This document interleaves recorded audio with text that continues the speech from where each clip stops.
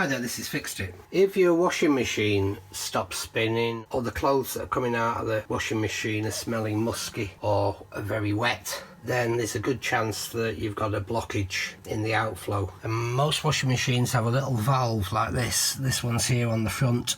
All the water that comes through goes through a filter in here, but the problem is it very quickly becomes blocked, and especially if you've got cats and dogs, it'll fill up with hair. Cleaning it out's a bit of a nuisance because it's incredibly low to the ground, so even if I put a tray here, what tends to happen is that the water comes out of here as I unscrew very, very gently and into this tray. I'll just show you. The problem is that the water also goes underneath the machine because there's a gap here. Okay, so there's water actually now going on the floor rather than coming out of here. If you actually have a wet and dry, I would recommend that you take out the filter, because otherwise what will happen is that filter will get wet and it begins to stink really, really badly.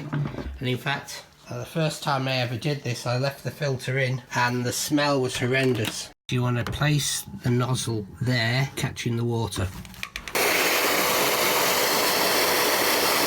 The good thing of using a wet and dry vacuum is you can suck the water up before it goes down those gaps. As you can see, there's quite a lot of water. The thing is that once it gets blocked up, water stays in and around the drum. So when you do go to empty it, it really won't be a case of getting a few cups of water out. It literally is litres and litres of water before you can take the valve off completely. Okay, I've got the end cap out and it's got these colour catchers that have gone through the system and blocked it up.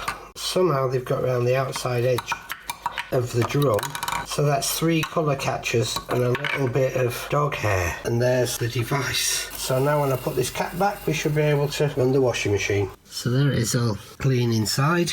I should put this back inside now and screw it back up all the way as tight as it'll go. That's it, and there we go. I'm glad I've now got my washing machine working again. I hope it does the same for you. Thanks for watching. Don't forget to subscribe and to share with others. Bye.